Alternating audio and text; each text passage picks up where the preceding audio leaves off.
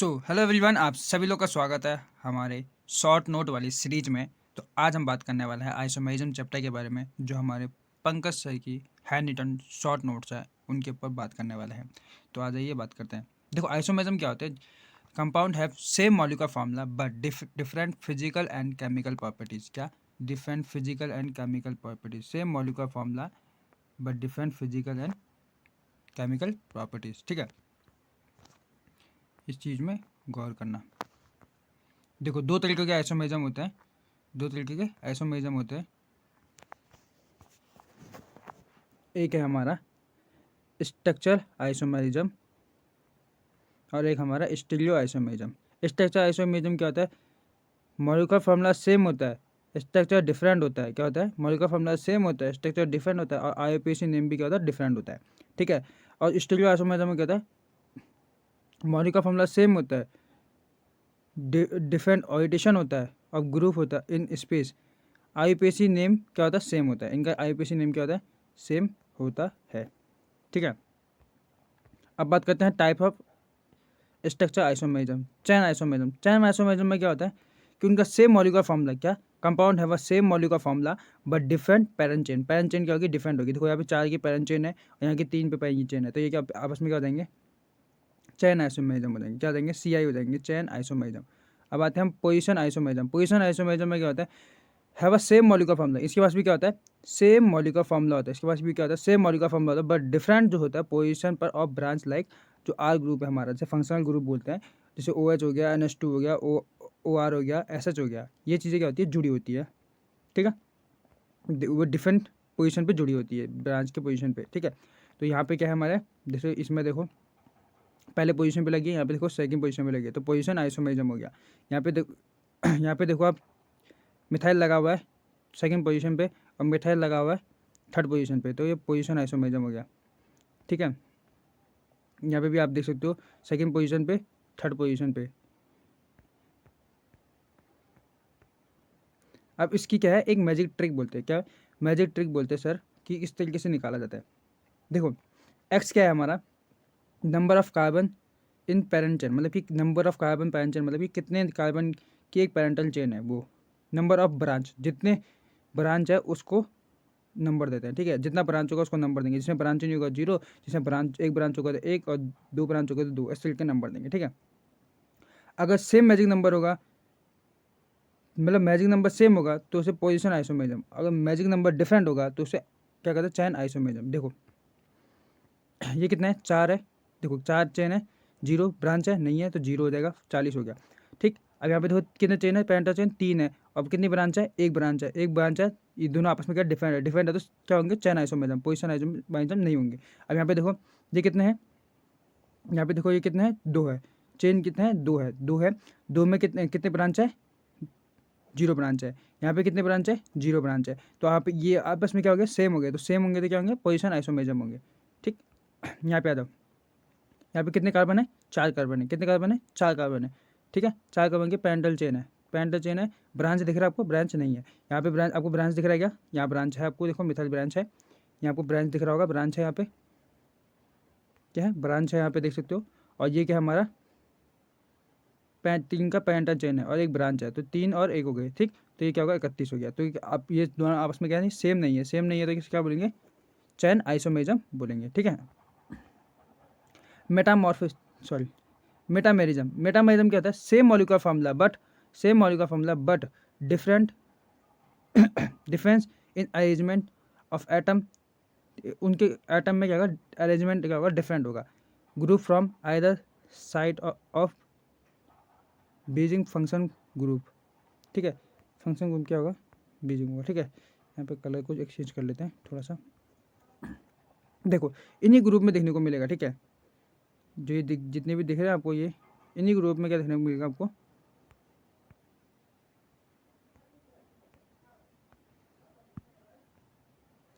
Metamerism देखने को मिलेगा। ये चीज़ें याद रखना कि इस ग्रुप में देखने को मिल जाएगा। ठीक है।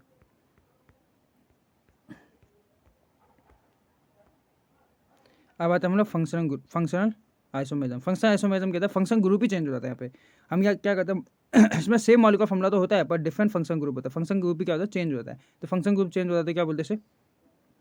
इसे क्या बोलते हैं, देखो इसको अल्कोहल बोलते हैं, इसे कीटोन बोलते हैं। इसमें फंक्शन ग्रुप चेंज हो गया तो क्या हो गया, FI हो गया, ठीक है, फंक्शन आइसोमेरिज्म हो गया, ठीक है। और मैं इसके जो PDF है वो जो भी क्लीन है, जो मैं अभी बहुत गंदा करके भेजा हूँ वो नहीं भेजूंगा, मैं बहुत जो क्लीन करके भेजूंगा वो वाला आपको मैं इसको डिस्क्रिप्शन में आपको नीचे दे दूंगा, जिससे कि आपको हेल्प हो जाए। अब देखो सेम सेम फंक्शन ग्रुप वाले, देखो सेम फंक्शन, देखो some examples of function group, देखो फंक्शन ग्रुप में देखो क्या है, तो एल्डिहाइड एंड कीटोन के बीच में देखोगे तो ये देखो एल्डिहाइड एंड कीटोन, ठीक है। कार्बोक्सिलिक एसिड एंड एस्टर के बीच में देखोगे तो ये देख लो, एल्कोहल और ईथर के बीच में देखोगे तो ये दो एल्कोहल, ये ईथर हो गया। साइनाइड एंड आइसोसाइनाइड के बीच में देखोगे तो ये हो गया, ठीक। 1 डिग्री 2 डिग्री 3 डिग्री एमीन्स में देखोगे तो ये देख लो 1 डिग्री 2 डिग्री 3 डिग्री एमाइड में देखना है तो ये देख लो, डाइइन और आयन में देखना है तो ये देख लो, ठीक है। यहाँ पे आ जाओ, क्या बोल रहा है, zinc chain isomerism, zinc chain isomerism में क्या होता है, सेम मॉलिक्यूलर फॉर्मूला, इसमें भी क्या होता है, मॉलिक्यूलर फॉर्मूला सेम होता है, first ring and second chain, ठीक है। यहाँ पे रिंग और ये चेन दिख रहा है, ठीक है। आपको देख प्रायोरिटी हमेशा जिंक को देनी है, ठीक, क्योंकि जिंक ज़्यादा स्टेबल होता है उसकी तुलना में। अब यहाँ पे टॉटामेरिज्म आता है, टॉटामेरिज्म 2 प्रकार के होते हैं, एक तो होता है 1-3 सिस्टम, एक होता है 1-5 सिस्टम, ठीक है, इस तरीके का होता है, ठीक। अब यहाँ पे किस में होता है, ये कीटोइनॉल सिस्टम में, कीटोइनॉल सिस्टम में टॉटामेरिज्म होता है, ठीक। इसमें क्या, इसमें 2 कंडीशन होती है, इसमें कंडीशन क्या होती है, देखो कि सबसे पहले तो आपके पास क्या होना चाहिए, अल्फा शुड बी sp3, आपके पास अल्फा कार्बन जो है वो क्या होना चाहिए, sp3 होना चाहिए, और जो है प्रेजेंस ऑफ अल्फा हाइड्रोजन, वहाँ पे अल्फा हाइड्रोजन प्रेजेंट होना चाहिए तब होता है। देखो यहाँ पे देखो ये वाले कार्बन में देखोगे आप जब, तो आपको दिखेगा कि उसके बगल ये क्या है, sp3 है, क्या दिखेगा आपको, sp3 है, sp3 है, उसके बगल वाले हाइड्रोजन देखोगे तो प्रेजेंस उसमें हाइड्रोजन देखोगे तो कितना हाइड्रोजन देखने को मिल जाएगा। वहीं पे आप कीटो से इनॉल में तब कन्वर्ट कर सकते हो, तब बोलते हैं कीटो इनॉल टॉटामेरिज्म, ठीक है, कीटो इनॉल टॉटामेरिज्म, ठीक। ये 1-3 सिस्टम है, 1-3 सिस्टम है, ठीक है। अब ये बताना है कि किस तरीके से टॉटामेरिज्म हो रहा है, नहीं हो रहा है, ठीक है। पहले तो हमने sp3 लिखना है, क्या लिखना है, sp3 लिखना है, फिर हाइड्रोजन प्रेजेंट है नहीं है वो लिखना है, ठीक है। यहाँ देखते हैं, सबसे पहले देखो इसमें जाओ, इसमें टॉटामेरिज्म हो रहा है क्या, हाँ इसमें अल्फा देखो, इधर भी अल्फा, इधर भी अल्फा, sp3 इस में sp3 है, sp3 है तो कितना हाइड्रोजन भी है, तो ये इसमें हो रहा है। इसमें भी देखो ये दोनों इधर लाइट है सब हो रहा है, जहाँ पे ब्लू बिंदु लगाया वहाँ पे देखो, ब्लू ब्लू पॉइंट लगाया हुआ ना, वहाँ पे देखो वहीं से हो रहा है। यहाँ तो 3 साइड से हो जा रहा है, यहाँ दोनों साइड से हो जा रहा है, ठीक है। यहाँ देखो 1-5 सिस्टम आ गया, 1-5 सिस्टम में भी यही होता है, जब 1-3 फेल हो जाएगा, क्या, जब 1-3 सिस्टम फेल हो जाएगा तो 1-5 सिस्टम का प्रयोग करेंगे, ठीक है, ठीक। यहाँ पे देखो हम क्या करेंगे, यहाँ पे हम क्या देखेंगे, वही अपने कंडीशन क्या देखेंगे, sp3 देखेंगे, क्या देखेंगे, sp3 देखेंगे और प्रेजेंस ऑफ हाइड्रोजन देखेंगे कि हाइड्रोजन प्रेजेंट है नहीं है, ठीक है। अब ये डी निकालने का, डी निकालने का कि मतलब डी किसने निकालते हैं कि इसकी कितने ज़्यादा स्ट्रक्चर होंगे उस चीज़ को पता करने के लिए डी निकालते हैं, ठीक है। डी निकालने का फॉर्मूला क्या है, कार्बन मतलब ये नंबर ऑफ एटम, हाँ कार्बन को इसलिए सी से इसलिए दिखाएगा नंबर ऑफ एटम है वो, ठीक है, क्या है, number of atom +1 minus hydrogen, hydrogen के एटम कितने हैं, प्लस एक्स मतलब क्या, जो हेलोजन है वो चीज़ है, ठीक है, और माइनस n डिवाइडेड बाई 2, ये इसका फॉर्मूला है। इस फॉर्मूले से हम लोग क्या निकालते हैं, डी निकालते हैं, क्या, C+1 minus H plus x minus n/2, ये क्या है हमारा फॉर्मूला है, ठीक है। यहाँ पे बता रखा देखो, C कार्बन एटम है, नंबर ऑफ हाइड्रोजन है, नंबर ऑफ हेलोजन एटम है, नंबर ऑफ नाइट्रोजन है, ठीक है। अब डी जब जीरो होगा, क्या, डी जब जीरो होगा तो ऑल आर सिंगल बॉन्ड, मतलब कि सभी जितने भी होंगे सिंगल बॉन्ड होंगे। अगर डी 1 हो गया तो 1 पाई और 1 रिंग तो होगा ही होगा, या फिर 1 पाई होगा या फिर 1 रिंग होगा, ठीक है।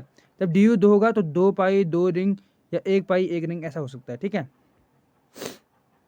अब यहाँ पे निकालता है टोटल नंबर ऑफ आइसोमेरिज्म, ठीक है, कितने मतलब स्ट्रक्चर आइसोमेरिज्म कितने बनते हैं इसके, देखो C5 क्या, C5 S10 के देखो, C5S10 के देखोगे तो कार्बन कितने 5 है, और प्लस करूँगा हाइड्रोजन +1 था ना, हाँ +1, ठीक। उसके बाद माइनस करूँगा, माइनस करने के बाद मेरे पास क्या था, हाइड्रोजन कितना है 10, उसके बाद था हेलोजन नहीं है तो कुछ नहीं होगा, फिर जीरो कर दो, चलो क्या करते हैं उसके बाद हम देखेंगे नाइट्रोजन, नाइट्रोजन नहीं है तो 0 कर दो, डिवाइडेड बाई 2 कर दो। ठीक, अब यहाँ पे आंसर क्या निकलेगा, ये हो गया 6 माइनस 5,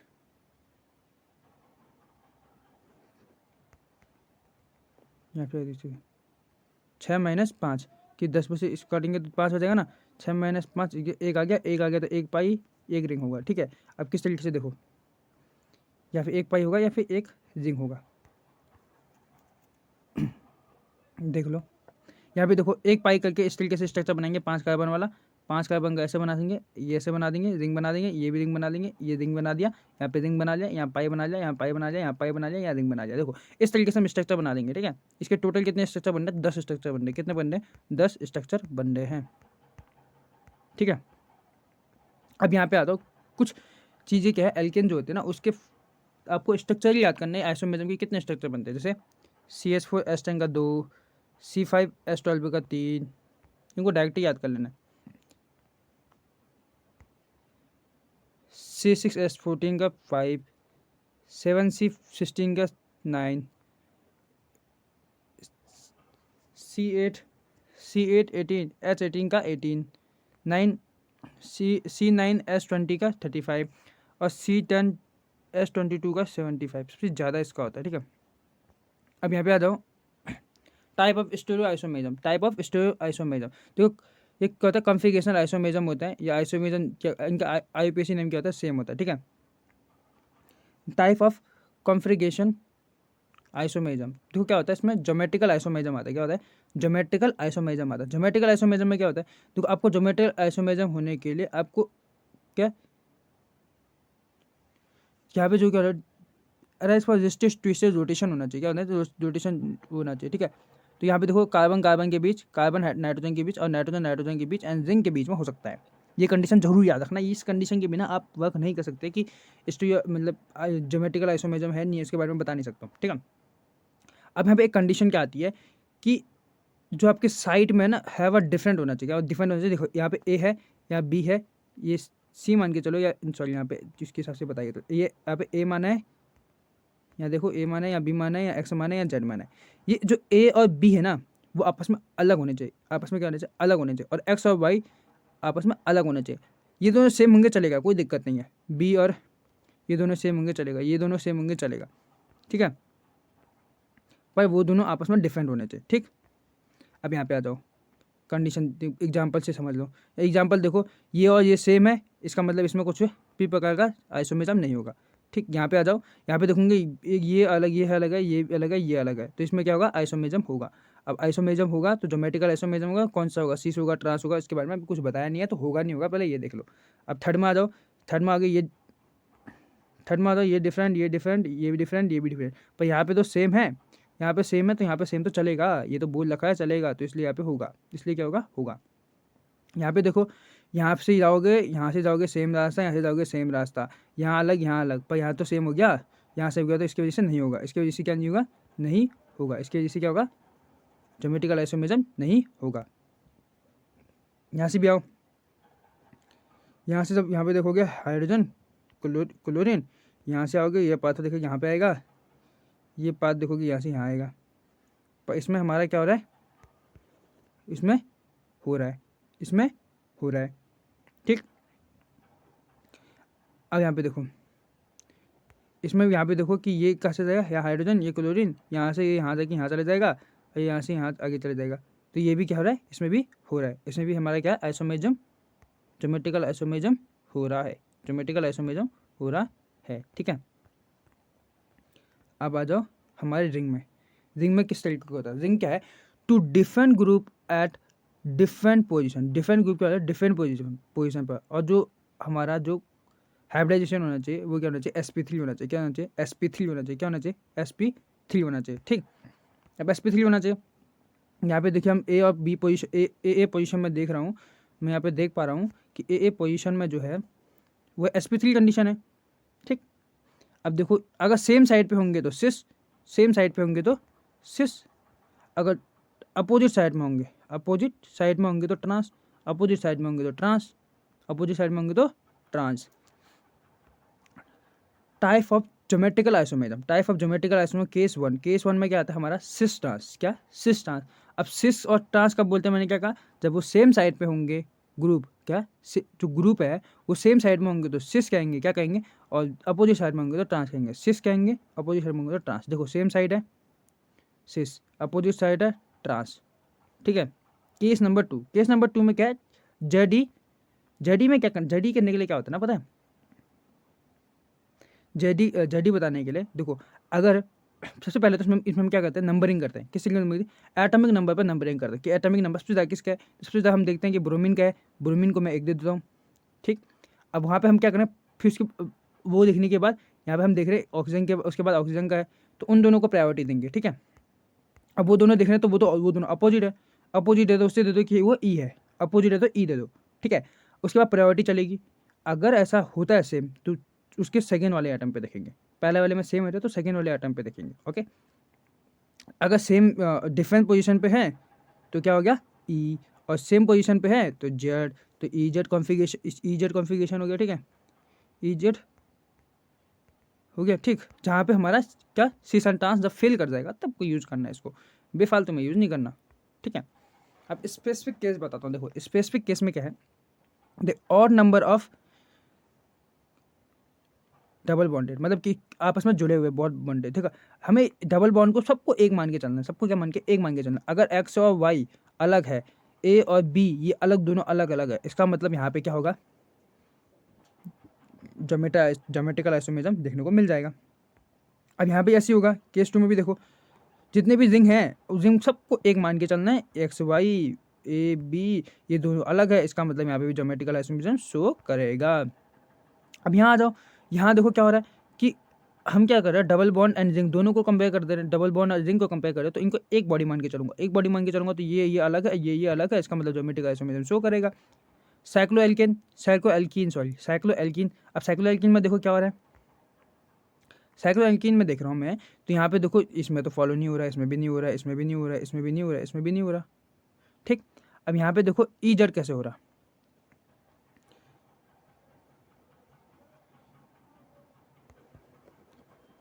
यहाँ पे देखो ई जेड कैसे हो रहा है, ये अपोजिट साइड है ना, अपोजिट साइड के उससे ई, सेम साइड होने के उससे जेड, ठीक है।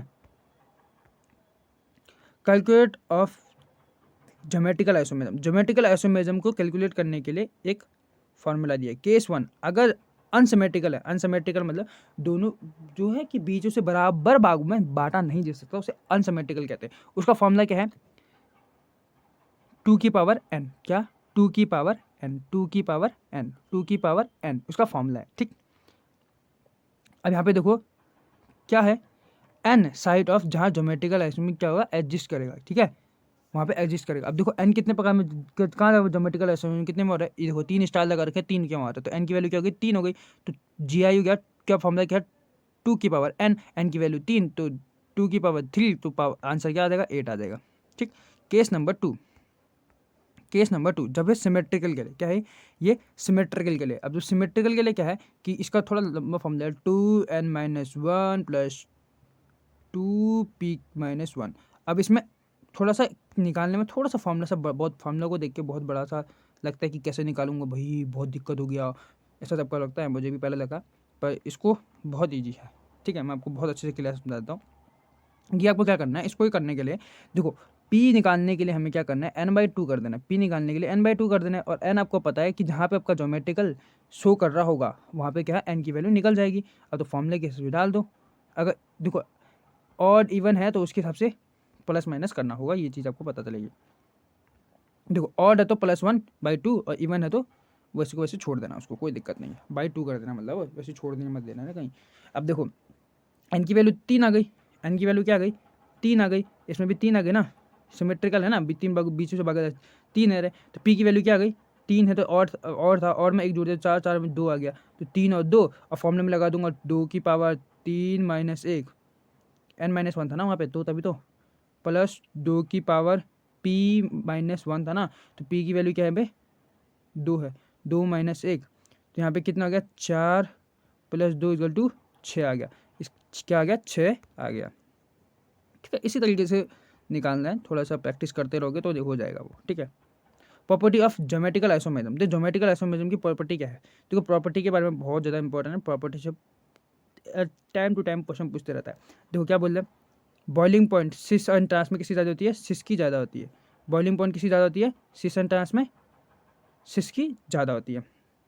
मेल्टिंग पॉइंट किसकी ज़्यादा होती है? ट्रांस की ज़्यादा होती है।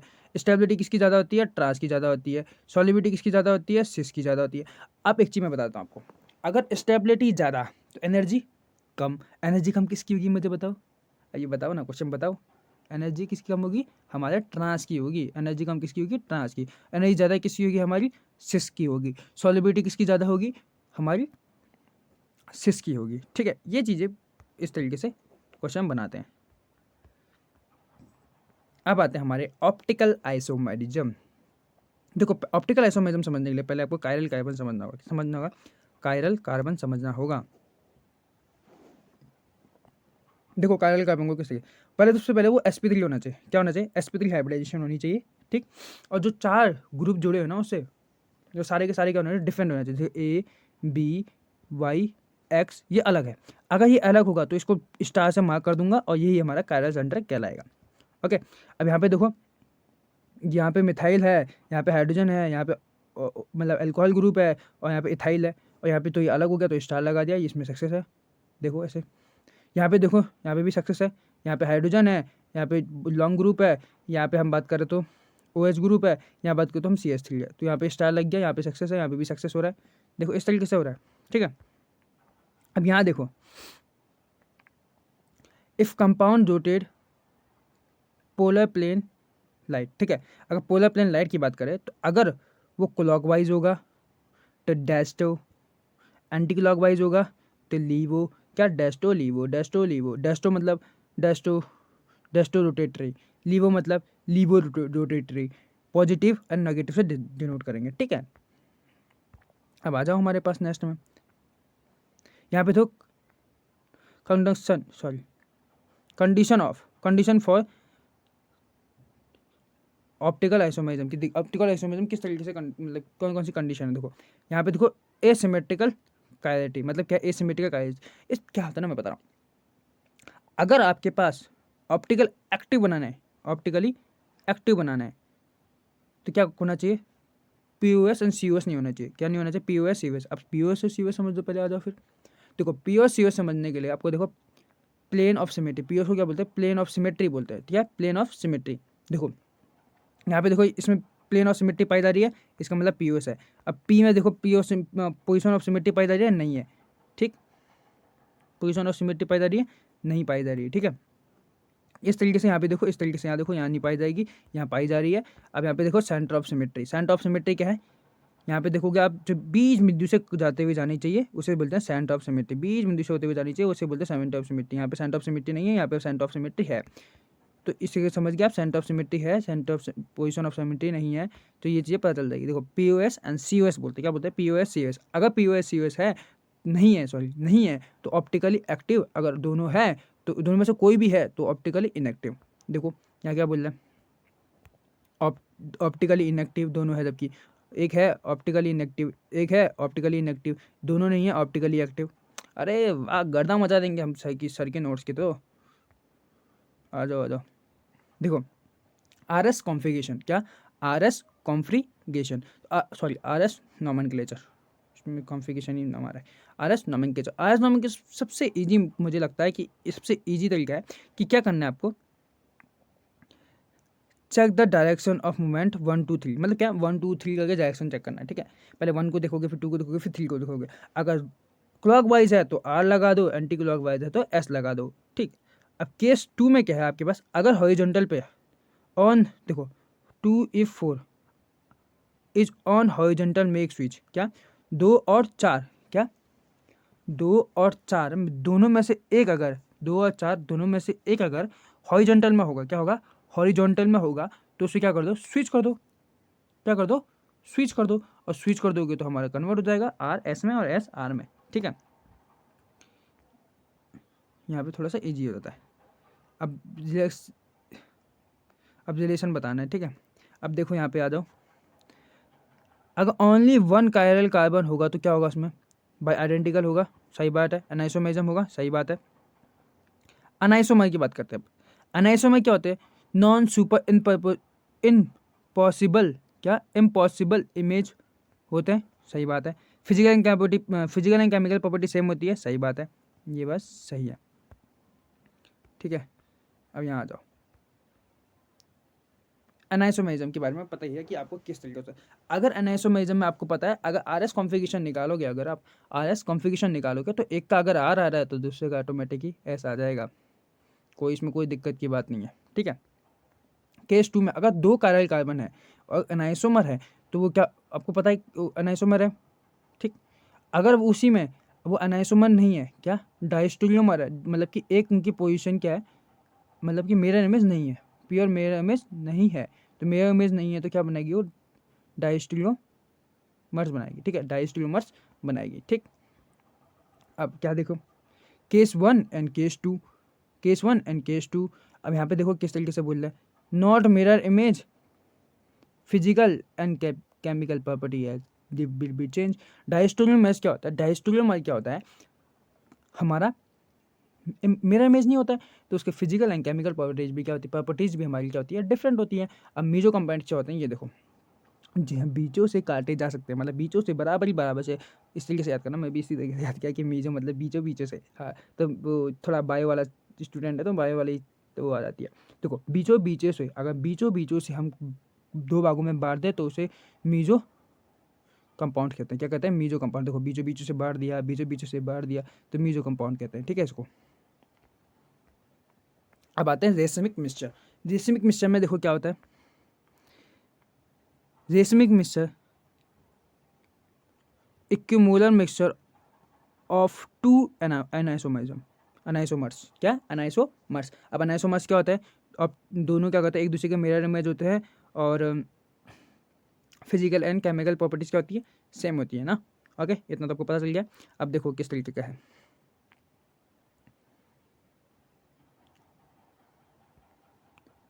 अगर देखो यहाँ पे क्या बोल रहा है, मैं बता रहा हूँ आपको, अगर केस 1 ऑप्टिकली एक्टिव है तो 30 डिग्री प्लस पे है, और ऑप्टिकली एक्टिव है तब भी बी जो है -30 डिग्री पे होगा। ए प्लस बी को कर दिया जाए तो नेट कितना आ रहा है हमारा, 0 आ रहा है, तो ऑप्टिकली इनएक्टिव हो रहा है, जो क्या हो रहा है, ऑप्टिकली इनएक्टिव हो रहा है due to extension of compression, क्या due to extension of compression, ठीक है। अब आते हैं रेजुलेशन, क्या रेजुलेशन में प्योर अनाइसोमेरिज्म में होता है, ठीक है। देखो ए प्लस बी कर दूंगा, ए प्लस बी कर दूंगा, रिएक्शन करेंगे तो ए प्लस बी दोनों को अलग अलग करना पड़ेगा, इस तरीके से बता रखा है, उतना कुछ खास डिटेल में नहीं दिया गया, फिर भी मैं आपको इस तरीके से बता दूँ। सूडो कायरल सेंटर मतलब कि कायरल सेंटर जो है, जो कार्बन है उसमें जो अटैच है, 2 डिफरेंट ग्रुप जो है वो अटैच होते हैं, ठीक। अब 2 ग्रुप जो होते हैं, 2 ग्रुप जो होते हैं वो सेम, बट जो जोमेट्रिकल ज्योमेट्रिकल आइसोमेरिज्म है, और हैव अ कायरल कार्बन, मतलब उसके वहाँ कायरल कार्बन भी होता है और ज्योमेट्रिकल आइसोमेरिज्म भी होता है। अब देखो किस तरीके से होता है, यहाँ पे आ जाओ, स्ट्रक्चर में दिखा रखा है, आप देख सकते हो, ये पूरे अच्छे से एक्सप्लेन कर रखा, पूरी नोट्स बहुत डिटेल में, बहुत कंसाइज रूप से सर ने काम किया है। मैं इसमें तो सही की बहुत तारीफ़ करूँगा क्योंकि बहुत ज़्यादा हेल्पफुल है। स्पेसिफिक केस क्या है, देखो स्पेसिफिक केस क्या है कि दोनों डिफरेंट है तो ऑप्टिकली एक्टिव, दोनों डिफरेंट है तो ऑप्टिकली एक्टिव, दोनों डिफरेंट है तो ऑप्टिकली एक्टिव, अगर सेम है तो ऑप्टिकली इनएक्टिव, देन डिफरेंट है तो ऑप्टिकली एक्टिव। बाईफिनाइल में देखो क्या हो रहा है, ऑप्टिकली इनएक्टिव,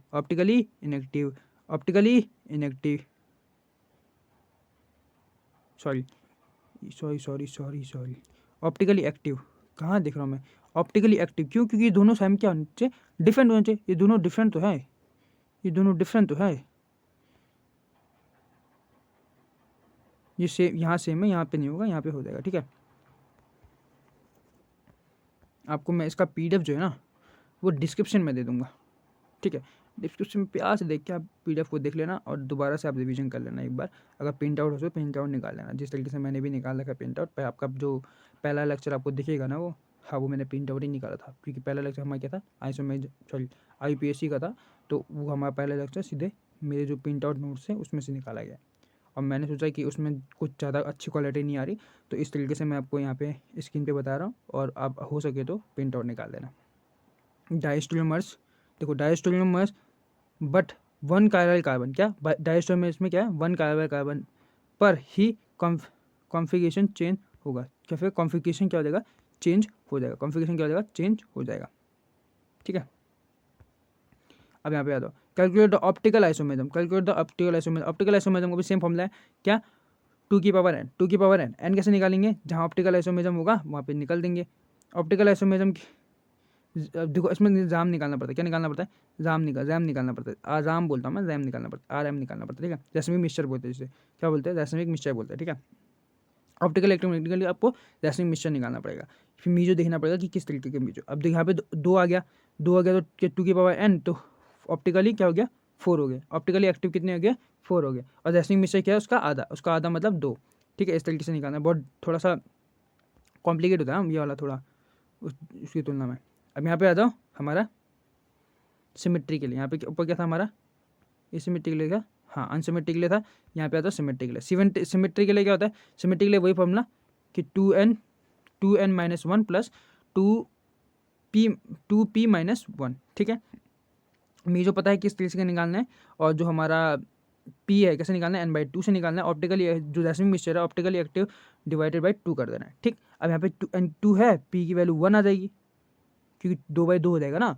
अब ऑप्टिकली एक्टिव कितना हो जाएगा, 2 की पावर 2 माइनस 1 प्लस 2 की पावर 1 माइनस 1, तो 2 ऑप्टिकली एक्टिव और एक मीजो निकल गया, जो पीछे का हमारा होता है मीजो, क्या होता है पीछे का मीजो होता है, तो एक इसलिए आ गया मीजो, और ऑप्टिकली एक्टिव कितना आ गया 2, तो जैसमिक मिक्सचर ऑप्टिकली एक्टिव बटे 2, तो कितना आ गया 1 आ गया, जैसमिक मिक्सचर क्या आ गया हमारा 1 आ गया। ठीक है, अब यहाँ पे आ जाओ, ऑड अगर ऑड होगा तो, क्या करना है, देखो ऑड होगा तो, अगर और टोटल नंबर ऑड होगा तो किस तरीके से करना है, देखो मीजो के लिए 2n माइनस 2n, सॉरी 2 की power n minus 1 divided by 2, इस तरीके से निकालना है, और ये आपको ये भी यहाँ पे क्लियर वे पे समझाया गया। यहाँ पे आता है calculate of the stereo isomerism, stereo isomerism के लिए कायल कार्बन देखना है, साइड ऑफ द क्या देखना है हमने, ज्योमेट्रिकल कहाँ बन रहा है। ठीक है, अब यहाँ पे देखो स्टीरियो आइसोमेरिज्म देखना है, 2 वहाँ पे 2 की पावर n दे रखा है, तो यहाँ पे देख लो कितना है, 2 2 दूनी 4 हो गया। ठीक, कन्फर्मेशन आइसोमेरिज्म क्या होता है, आपने क्या देखना है इसमें, free rotation around the sigma bond, और यहाँ पे कार्बन बॉन्ड होना चाहिए, और टोटल कॉन्फ़िगरेशन जो है इन्फिनाइट होना चाहिए। ठीक, अब यहाँ पे देखो कन्फर्मर्स ऑफ एल्केन। ठीक है, अब एल्केन में देखो, यहाँ पे देखो हम क्या करते हैं, इस मस्ट मेजर क्या है, मैक्सिमम स्टेबल है। ठीक है, 160 डिग्री में अगर रोटेट कर दिया तो क्या करता है, क्या बन जाएगा हमारा, एप्लिस्ट बन जाएगा। ठीक है, बनेगा एप्लिस्ट बन जाएगा। ठीक है, स्टेबिलिटी क्या होता है, एक ये चीज़ देख लो, देखो स्टेबिलिटी में SCE। ठीक है, स्टैगर्ड स्क्यू एंड एप्लिक्स। ठीक है, एनर्जी किस में, स्टैगर्ड स्वी एप्लिक्स। ठीक, थोड़ा उल्टा अपोजिट, जिसको आपको पता है कि एनर्जी जिसमें ज़्यादा उसकी क्या कहते हैं, स्टेबिलिटी सबसे कम होगी, मतलब सबसे ज़्यादा स्टेबल होगा जिसकी एनर्जी सबसे कम होगी। अब ब्यूटीन में आ जाओगे तो यहाँ तो दिख ही नहीं रहा कुछ भी, तो इस तरीके से आप कर लो, 1 2 क्या लोगे तो 60 डिग्री पे रोटेट कर दोगे, यहाँ पे एपिक्स बन जाएगा, और यहाँ पे स्टैगर बन जाएगा, 60 डिग्री पे रोटेट कर दोगे तो यहाँ पे एक्लिस, यहाँ पे स्टैगर्ड, यहाँ पे एंटी, और यहाँ पे पैरेलली एप्लिक्स। ठीक है, एनर्जी का ऑर्डर, यहाँ पे एनर्जी देख लो क्या है, किस तरीके की एनर्जी लगी हुई है, देखो ये इस तरीके से लगी हुई है। ठीक है, गॉच इफेक्ट, क्या गॉच इफेक्ट यहाँ से कम 2-3 बार क्वेश्चन पूछा गया है, वैसे ज़्यादा इंपॉर्टेंट तो नहीं लगा, पर फिर भी 2-3 बार क्वेश्चन पूछा गया है। यहाँ पे देखो स्टेबिलिटी का ऑर्डर। ठीक, ये हाइड्रोजन बॉन्डिंग पे होती है, जैसे phone fluorine oxygen and nitrogen. ठीक है, stable by the hydrogen bonding, क्या गॉच किसके थ्रू स्टेबल होता है, हमारा हाइड्रोजन बॉन्डिंग के थ्रू स्टेबल होता है। ओके, अब आता है यहाँ पे कन्फर्मर्स ऑफ साइक्लोहेक्सेन। साइक्लोहेक्सेन में कन्फर्मर्स देखो, अब चेयर बनता है, ट्विस्ट बोर्ड बनता है, बोर्ड बनता है, हाफ चेयर बनता है, ठीक है। अब इसमें बताना है कि कौन ज़्यादा स्टेबल है। स्टेबल के आपसे अभी आपको बताता हूँ कि स्टेबल के लिए क्या तरीका बना रखा है, मैं बताता हूँ। यहाँ पे देखो, चेयर है वो स्टेबल होता है, एक जगह से दूसरी जगह नहीं जाता। बात करें ट्विस्ट बोर्ड, क्या ट्विस्ट बोर्ड दूसरी जगह जाएगा? वो उसकी तुलना में नहीं जाएगा, तो क्या हो गया? स्टेबल। फिर उसके बाद क्या आएगा? हमारा बोर्ड। बोर्ड क्या है? बोर्ड क्या है? बोर्ड क्या है? इधर उधर इधर उधर जाते रहेगा, स्टेबल है ही नहीं, इधर उधर जाते रहेगा तो स्टेबल नहीं है। तो इसके बाद आ गया बोर्ड। हाफ शेयर की बात करें तो ये भी क्या हो जाएगा? लास्ट में आ जाएगा हमारा स्टेबिलिटी पे, ठीक। एनर्जी का क्रम जो होगा इसका क्या हो जाएगा? उल्टा हो जाएगा। तो आशा करता हूँ आप सभी लोगों को ये लेक्चर पसंद आया हो, और जिससे कि आप सभी लोग का रिवीजन भी काफ़ी अच्छे से हो रहा होगा। अपने हमारे जो पंकज सर हैं उनके नोट्स से ये हमने चैप्टर फिनिश किया। धन्यवाद।